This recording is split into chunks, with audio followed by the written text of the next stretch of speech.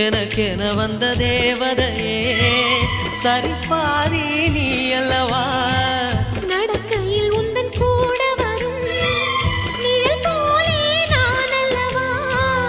கண்ணன் கொண்ட ராதையர ராமன் கொண்ட சீதையர மடி சேர்ந்த பூரதமே